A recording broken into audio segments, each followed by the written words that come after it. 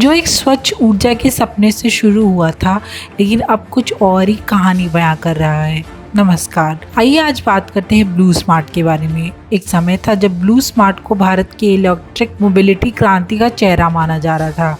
एक ऐसा स्टार्टअप जो पूरी तरह से इलेक्ट्रिक राइड हेलिंग प्लेटफॉर्म बनने की दिशा में आगे बढ़ रहा था। लेकिन अब खबरें रही हैं सब कंपनी अपने कोर बिजनेस से बाहर निकल रही है और एक नया मोड़ ले रही है। उबर को फ्लीट पार्टनर के रूप में ईवी सप्लाई करना, लेकिन असली झटका उस परत के नीचे छिपा है जिसे सेबी ने उजागर किया है। आइए जानते हैं क्या है पूरा मामला। ब्लू स्मार्ट के प्रमोटर और जेनसॉल इंजीनियरिंग के संस्थापक अनमोल सिंह जग्गी और पुनीत जग्गी पर गंभीर आरोप लगे हैं। उन्होंने इलेक्ट्रिक मोबिलिटी के नाम पर 1000 करोड़ के लोन का दुरुपयोग किया। ये फंड देश की सड़कों पर ईवी उतारने के लिए थे, लेकिन इसका इस्तेमाल निजी संपत्ति बनाने के लिए किया गया। सेबी के अनुसार फंड्स को शेल कंपनी और लेयर ट्रांजैक्शन के जरिए घुमाया गया। कैमिलियाज में 42.9 करोड़ की लग्जरी फ्लैट खरीदा गया। 260 करोड़ अब भी अनअकाउंटेड है, यानी इसका कोई रिकॉर्ड ट्रेस नहीं मिल रहा है। 26 लाख का खर्च हुआ है गोल्फ सेट पर।